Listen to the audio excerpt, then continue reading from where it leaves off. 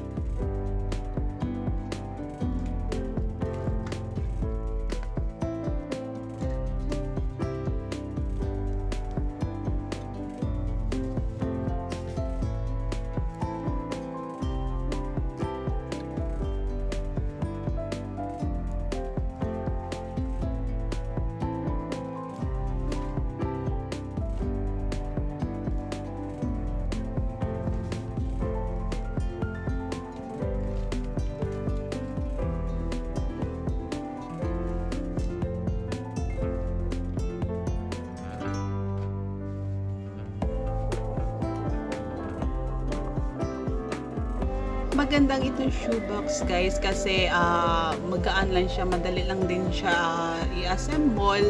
Iayos-ayusin mo lang yung nasa kilid, sa harap at para maging stable na siya. Ayan guys, inayos-ayos ko na siya, and then pwede din ito sa bag. Pwede mo ilagay yung bag mo dito kung ayaw mo yung sapatos. Ayan, ang maganda dito, hindi na siya maging alikabok makapasok sa loob kasi ano na siya. Yan, maganda siya kasi magaan at pwede mo siya ilipat-lipat kung saan mo ilagay. Maganda talaga tong gamitin guys para hindi napakalat-kalat yung mga sapatos or ano pang gamit na gusto mo ilagay dyan. Ayan guys,